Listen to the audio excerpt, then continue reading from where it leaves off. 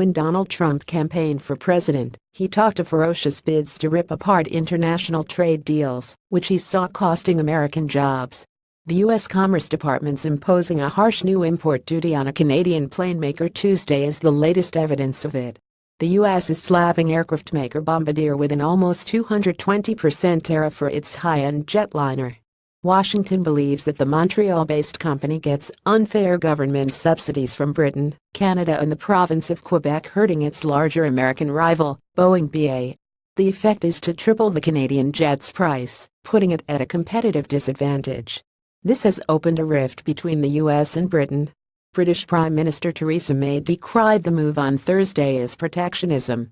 The plane in question, Bombardier's Xury's, is made in Northern Ireland, which is a part of the UK, and the US action threatens 4,000 jobs.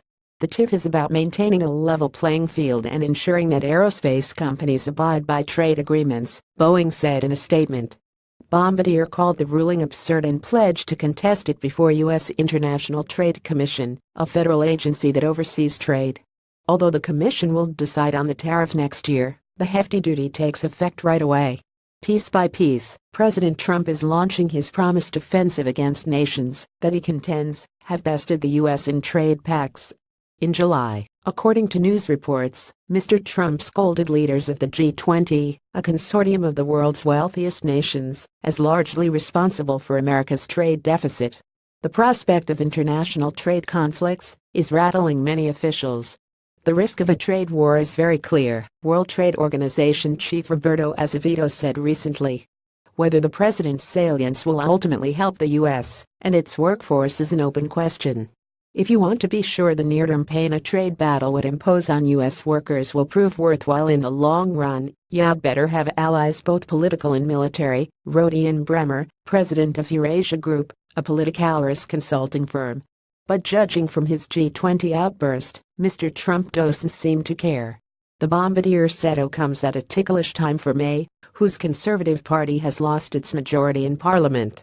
Now she depends on an alliance she struck with Northern Ireland's Democratic Unionist Party to maintain control, and the U.S. tariff is a clear menace to her new partners. Making matters worse, she faces a March 2019 deadline for the UK's exit from the European Union. The so-called Brexit could impose economic hardships on Britain, whose voters last year opted in a referendum to leave the EU. May has looked upon Mr. Trump as a helping hand. Over the summer, the president floated plans for a major trade deal with a post-Brexit UK, which could ease its departure from Europe. But the Bombardier clash could well complicate such an Anglo-American accord. The airplane controversy comes amid opening talks in renegotiating the North American Free Trade Agreement, the three-nation pact signed in 1994, that Mr. Trump has blasted as a one-sided deal that harms American workers, especially in manufacturing. Canada and Mexico have expressed vague willingness to update the treaty, and Mr. Trump has threatened to quit NAFTA if he doesn't like the result of the talks. Looming over everything are trade tensions between the U.S. and China, which candidate Trump cast as the chief villain behind America's trade deficit and its loss of manufacturing jobs. While the president has backed off a campaign pledge to label China as a currency manipulator, he has begun to prod on several trade fronts. One is a national security review of U.S. use of Chinese steel, which he claims China is subsidizing and dumping into the American market at unfair prices.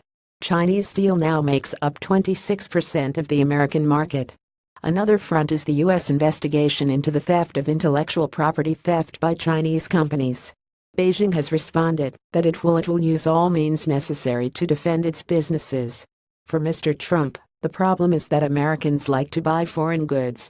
As Adam Smith wrote in 1776, in every country it always is and must be the interest of the great body of the people to buy whatever they want of those who sell it cheapest. But that's not deterring this president.